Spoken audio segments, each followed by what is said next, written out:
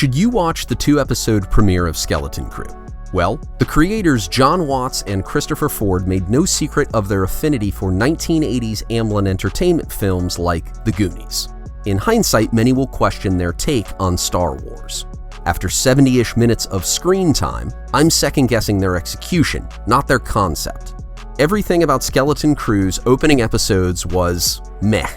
I'll share my thoughts next.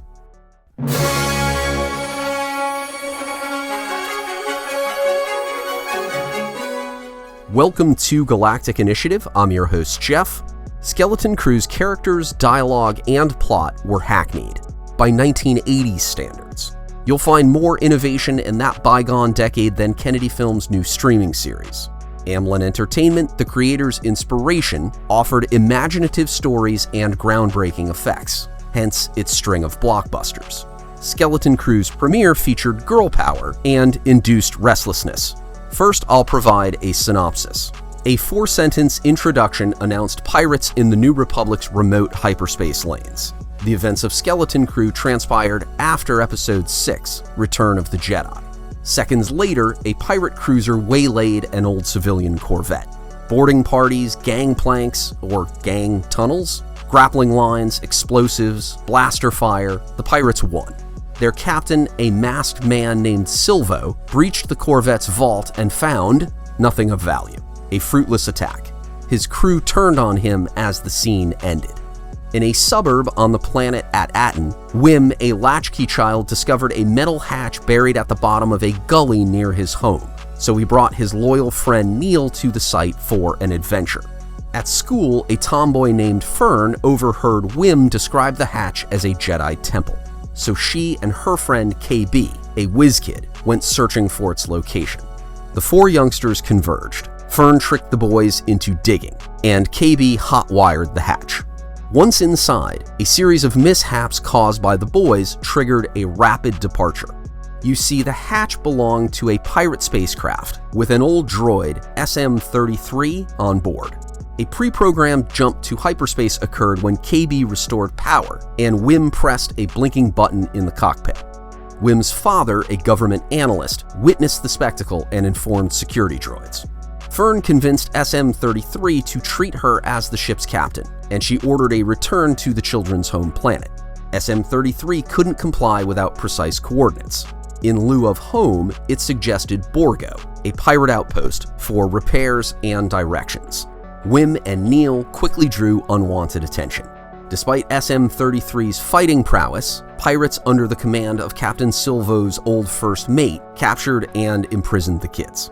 Captain Silvo, known only to viewers by his voice, appeared in the same cell as the kids, and he used the Force to obtain a key in exchange for conveyance from Borgo. The series' hook, How to Return Home. Pirates spoke of At-Aten as a legendary treasure planet whose location was unknown. A barrier, repeatedly mentioned and briefly glimpsed, concealed it. I've just outlined the plot of 2 full episodes, or 70-ish minutes. The pace was slow. Without a padded script, the kids would have encountered Captain Silvo after maybe 30 to 45 minutes. My biggest criticism of Skeleton Crew: too much setup on the home planet, not enough adventure. I enjoy long films and long-form video essays, but the premiere tested my patience. Consider the series' target audience, kids. The main characters: Wim, the screw-up; Neil, the victim of circumstance; Fern, the tomboy; and KB, the STEM prodigy. Per Kathleen Kennedy, the boys were gullible, excitable, and incompetent, while the girls were intelligent, calm, and skilled.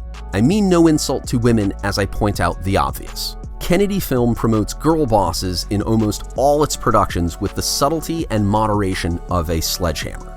Fern and KB raced speeders. Fern led her class and the adventure.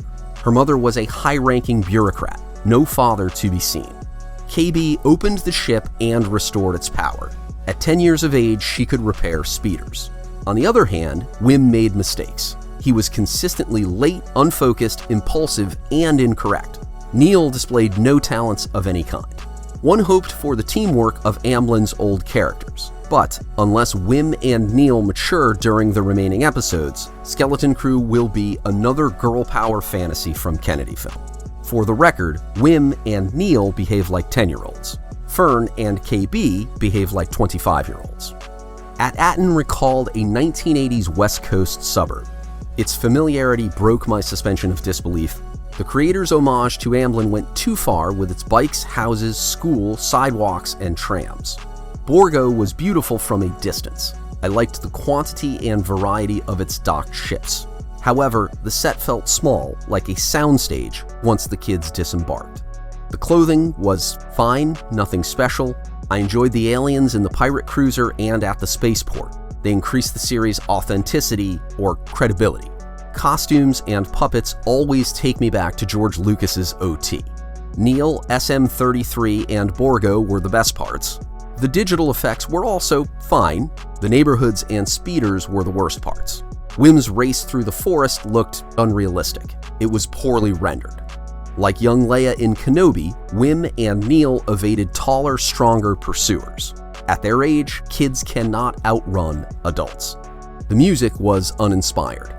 Random questions from my observations. Why would people employ droids for security after the Clone Wars? Why couldn't the planet's coordinates be pulled from the ship's navigation system? How did Fern acquire a blaster at Borgo? She stopped the chase by aiming one at the pirates. Did I miss something? Will Fern's mother and Wim's father get together? To summarize, Skeleton Crew's premiere was mid. It revealed a good concept and a bad realization. Watts and Ford wrote a so-so script with too many on-the-nose elements of 1980s Amblin films, and for a kid's adventure story, a slow, very slow pace. The studio continues to prioritize girl power over equality. Though the series has potential, the first 2 episodes lacked compelling characters and an irresistible hook. Thank you for watching. Please like and subscribe. Leave a comment. Check out Galactic Initiative for all things Star Wars.